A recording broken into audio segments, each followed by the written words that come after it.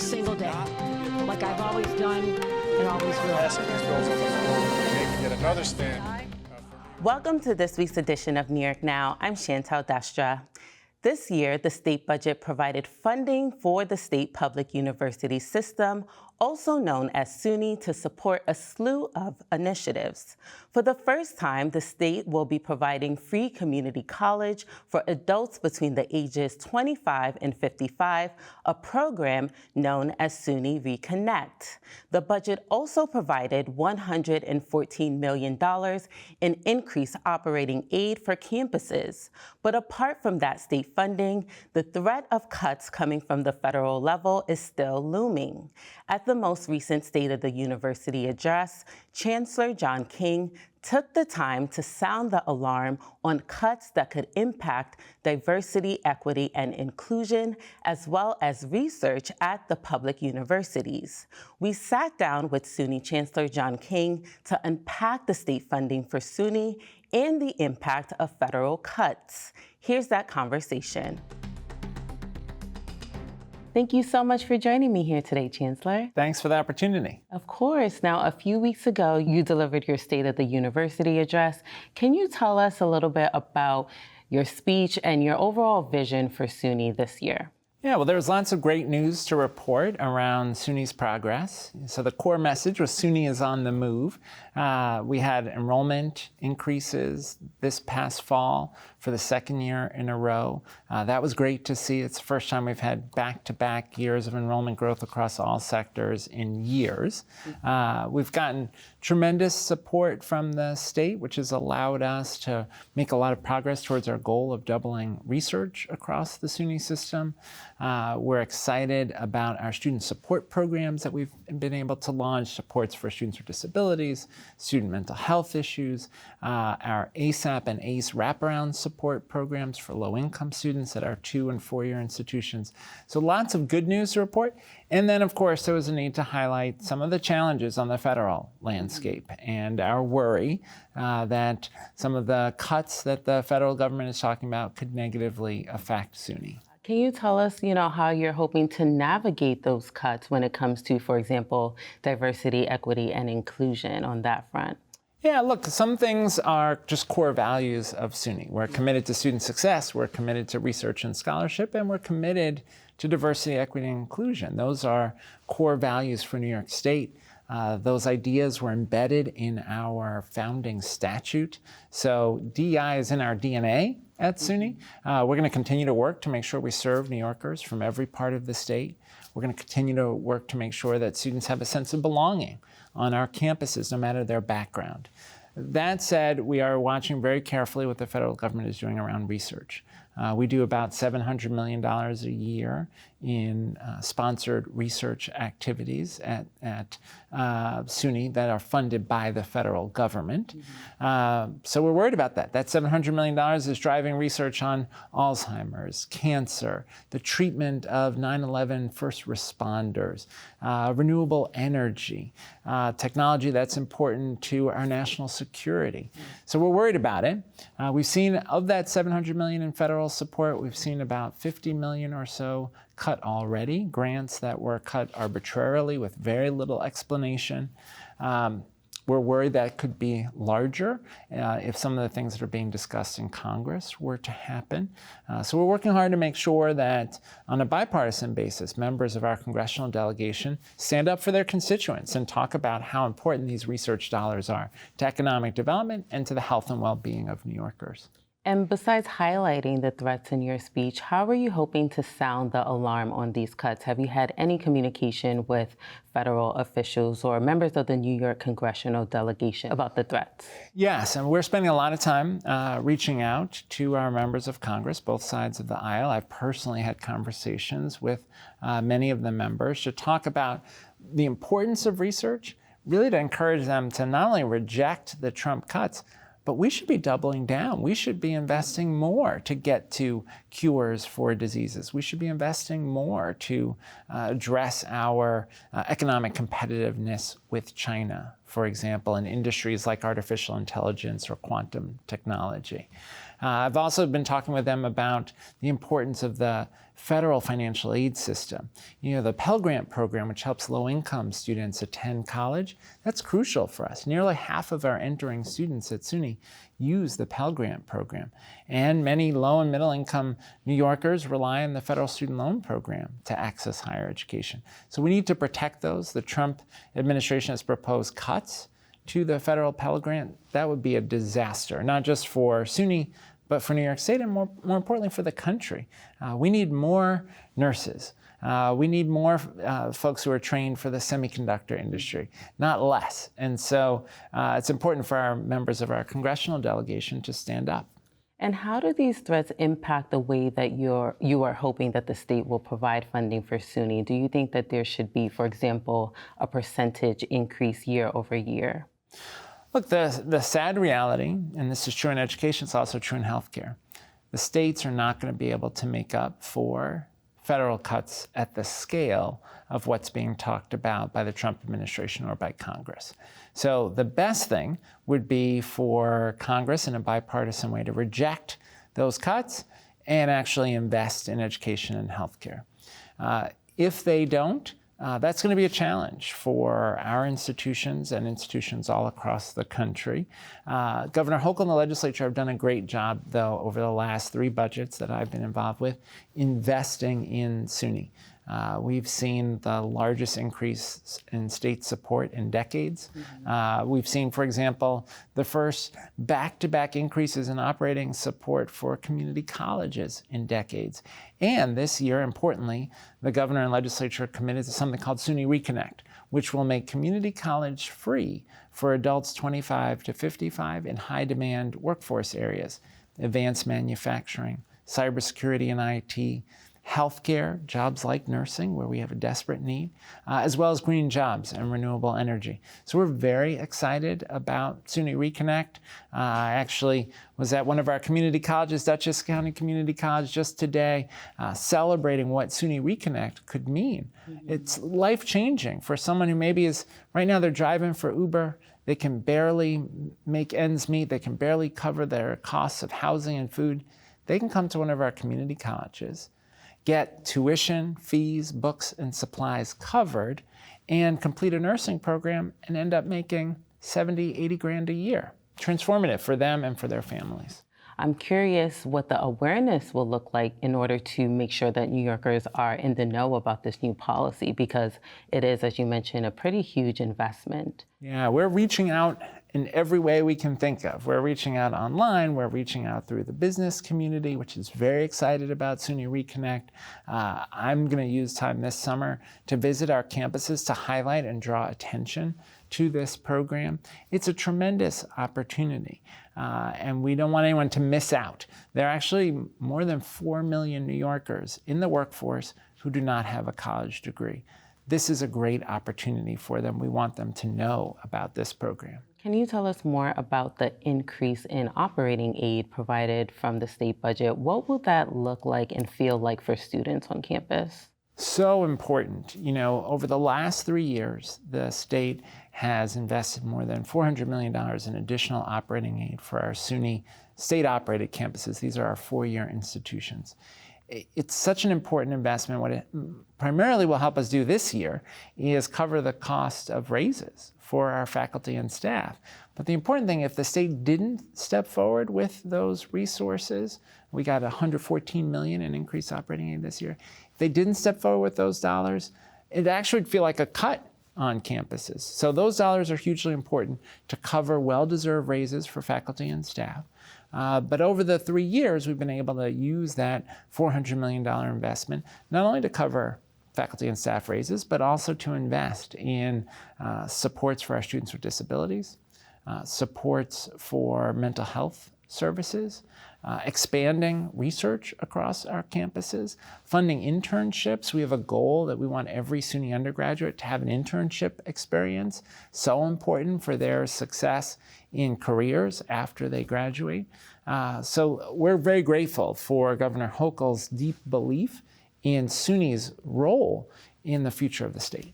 And when it comes to artificial intelligence, how will SUNY sort of prioritize its benefits while also regulating some of the threats that come with AI? Yeah, we have a fantastic project at University at Buffalo called Empire AI.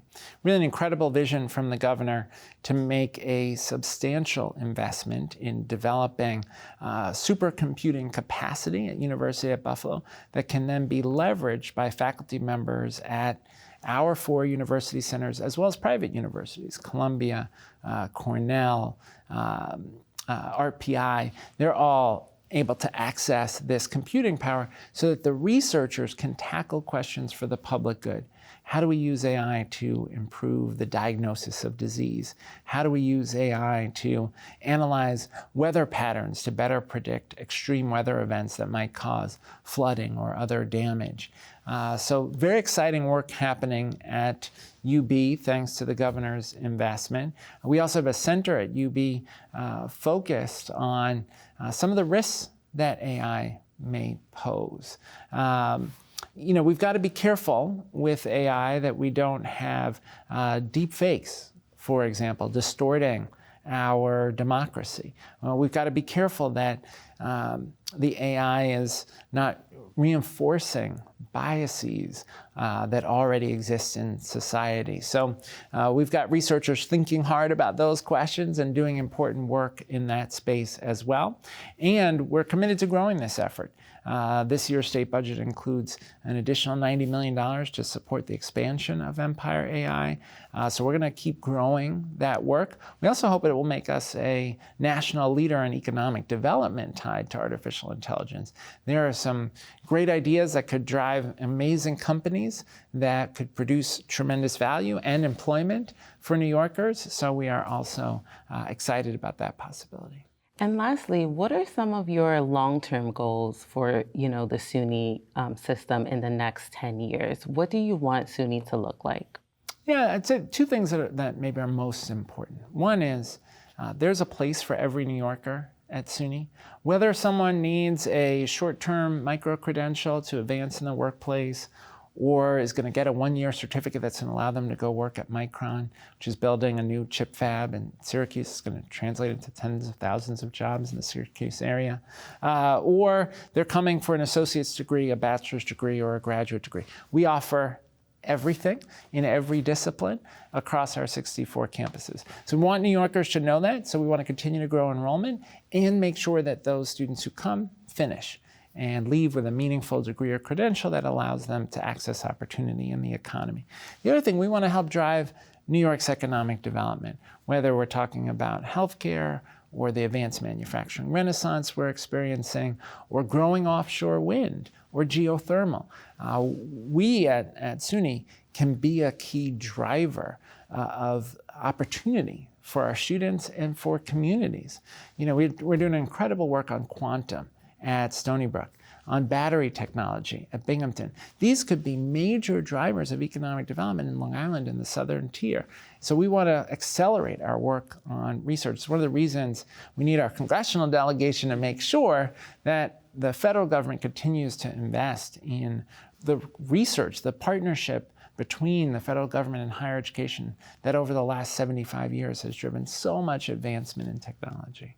Well, unfortunately, that's all the time we have for today. Thank you so much for taking the time to speak with us today, Chancellor. Thanks so much. And we were speaking with SUNY Chancellor John King.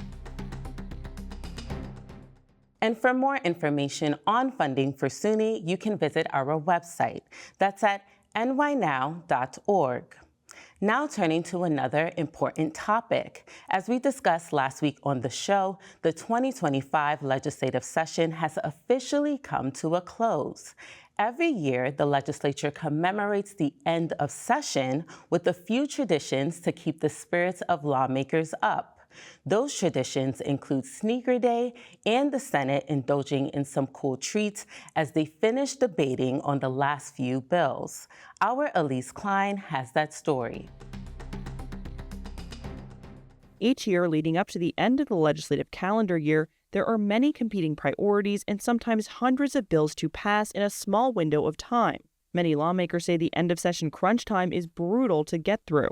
However, a few unique traditions that take place within the Capitol brings some reprieve for lawmakers, sneakers, and snow cones. 3 years ago, State Senators Zellner Myrie and Jamal Bailey created Sneaker Day to try and help lawmakers come together on both sides of the aisle and have a little fun with fashion.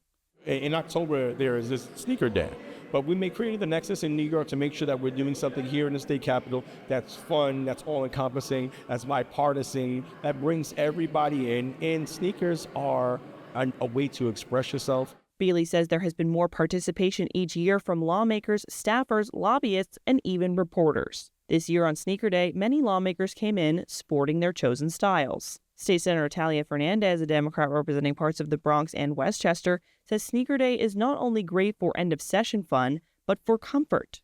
After all session walking in these heels, today was such a relief and the relaxer that we all needed, especially me at least. But yeah, I love it. And it's such a great way for members to show, their style preference, maybe some creativity, some classic looks. I did go with the classic Nike Air Max, so feeling the comfort of walking on air literally. Other Democrats like State Senator Jeremy Cooney, representing Monroe County, says he participates in the tradition every year. He says it's one of the best traditions in the legislature. We get to wear suits and ties all year round, but for this day, we get to walk on the Senate floor and get to wear our Nikes or our sneakers, whatever we choose. While not every Republican member of the legislature participated this year, those that did said they enjoyed the comfort of sneakers on the hard Capitol floors and explained how the tradition brings lawmakers together during tense times. State Senator James Tedisco, a Republican representing Saratoga County, says he thinks this end-of-session tradition helps lawmakers see themselves as a team. This kind of turns it more towards something we agree upon collectively. It's fun. We come here, we wear our sneakers on that day, and we let down our partisanship for a while. If one thing should be a team working in the best bipartisan way it can, it should be the government of the state of New York. State Senator George Borrello, a Republican representing parts of the Finger Lakes, says participating in Sneaker Day sends a positive message to New Yorkers. These are little things that can show the people of New York that even though we're here to debate our serious philosophical differences on these bills, that we can still do a few things that bring us all together. Another tradition lawmakers enjoyed together in Albany is celebratory snow cones to commemorate the closing out of the legislative session. As the final hours of session in the Senate chambers wrap up, the Senate Secretary helps coordinate delivering the classic summer treat, snow cones, to the members and staffers. The tradition dating back to the 1980s is beloved by many state lawmakers. My favorite flavor is lemon, and I know there's all different types of flavor, but I was brought up, I would rejoice when my dad and my mom would bring myself and my two brothers to get lemon ice in Schenectady. State Senator Kristen Gonzalez, a Democrat representing parts of Brooklyn, Queens, and Manhattan, says the snow cones, also known as Italian ice, are nostalgic for her as well. Whenever I went to the park with my mom, there'd be the little cart with the Italian ices, and I was always, coconut's my favorite flavor. I know it can be controversial. You can at me in the DMs. I will die on this hill. Coconut's the best flavor, and they always have coconuts. I'm very happy. Many lawmakers' go-to flavor is lemon. I like lemon ice. I might be a little traditional. State Senator Toby Ann Stavisky, a Democrat representing parts of Queens, says for her, lemon ice is more than just a refreshing choice. In Queens, we have the lemon ice king. So lemon ice, to me, that's great tradition. Some lawmakers like State Senator Liz Krueger, a Democrat representing the Upper East Side of Manhattan, says she likes to explore all the flavors. I try a little one of a bunch of them because there's so many different flavors. So I won't tell you I have a favorite, although I do like mango. And Krueger isn't alone. Other lawmakers also like to try multiple flavors. Cherry is my favorite, but and the traditional lemon. So sometimes they go back for a second one, but don't tell anybody. Cooney says the icy summer treat is an opportunity to take a much-needed break and talk to other members and staffers. It's a chance to just spend a couple of moments, get to know people, both sides of the aisle, have conversations, and try to be positive about the work that we're doing on behalf of the state of New York. Cooney adds the end-of-session traditions are an important part of the legislative year. They're important. Traditions will help us mark the moment. It's a heavy time in Albany. We're trying to pass really complex bills, and oftentimes the most controversial bills happen the last 2 weeks. So it's a moment of levity where we can come together. Senator Borrello agrees. Yeah, there's certainly that that element to this, right? That this is a stressful job. The end of the session is very stressful, and the little things like that I think help. And the people of New York State, again, I think they like to see us at least agree on some things. State Senate Majority Leader Andrea Stewart-Cousins, a Democrat representing parts of Westchester, says the traditions, contemporary and old, are important to continue. The end of session can be so tense and so rough. To add some lightness is I think good for the spirit, good for morale. Some lawmakers admire the fact that a tradition like end of session snow cones in the Senate has lasted nearly 50 years. I love the idea of tradition, whether it be a policy tradition or something like wearing a crazy jacket or sneakers or whatever. Senator Bailey says he hopes Sneaker Day continues on the way the snow cones have. I am hopeful that Sneaker Day will last, past the test of time throughout, different iterations of the Senate and whoever. I'm hopeful that this will be a tradition that continues to carry on, because it is a day that, I don't want to continue to repeat myself, but it really does do something special. Thank you so much for joining us in the studio today, Elise. Happy to be at the desk. Of course. Now, can you tell us what was it like reporting at the state capitol on the end of session traditions? So it was quite crazy towards the end of the session, as you know. Tensions are building up. There's, the hours are counting down into the night, but you can really sense a shift of just energy when the snow cones come out and lawmakers are walking around and laughing and talking with their staffers. So it was really fun to, kind of see the moment come to fruition. And it's kind of like the end of summer when you were in school. That's sort of like the vibe that it feels like. Yeah, and we know that the legislative session was scheduled to end last week, but the Assembly had to wrap up a few things this week. Can you let us know what were some of the top priorities for the lower chamber? So towards the last few days in the Assembly, there were a couple environmental policies that were really at the forefront of what they wanted to finish before the time ran out in terms of their extended time that they were supposed to be there. So the New York Heat Act, or a portion of it, was really what I would say was the main priority for the week. And that's eliminating the 100-foot rule, which is just a portion of New York Heat. It's not the whole policy. It's just a small part of it. And they debated that, and that did pass. It was pretty close. It was about, I think, 87 to 51 or something like that. Yeah, and I know you've done some awesome reporting on the New York Heat Act. Did this come as a surprise to you? I don't think it was a total surprise to have it be kind of separated, because there's so many things in the New York Heat Act, and this happens with other policies, that sometimes things get separated out. It's an amendment. It's just one little piece of it is a bill on its own. The real question is what will happen next session with the rest of it, really. So, but lawmakers have told me that they feel like this is an important part of it, the 100-foot rule, in terms of affordability. What the 100-foot rule is essentially customers who live within 100 feet of an existing gas line, they get their gas hookup for free.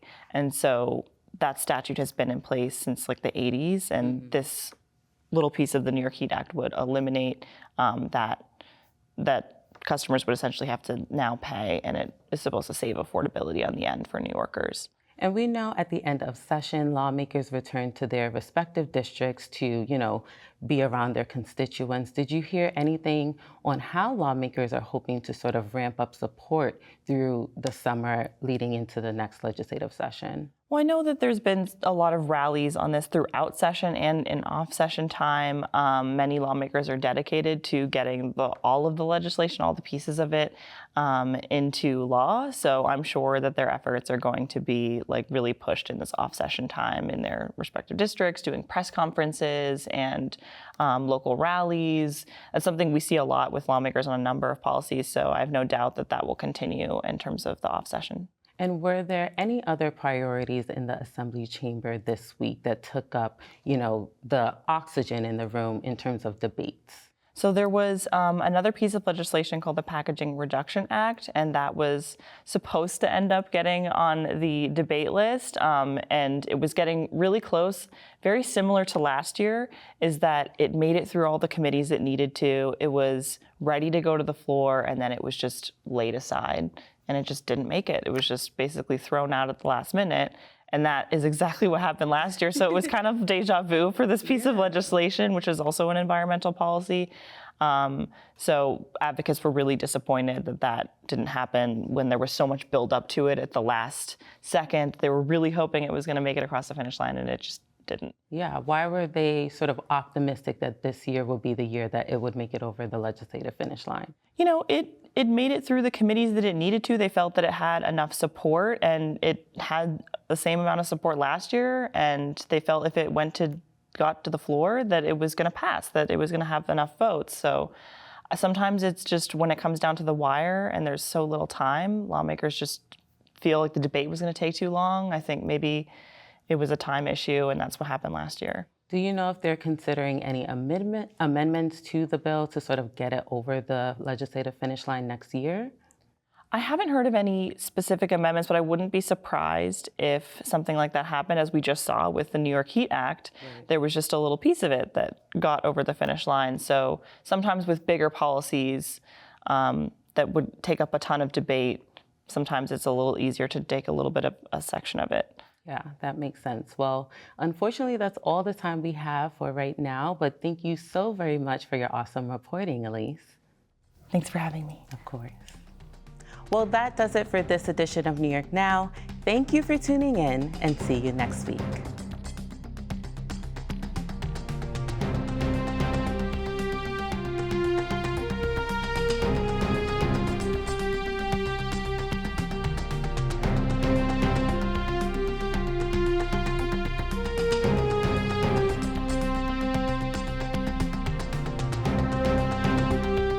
Funding for New York Now is provided by WNET,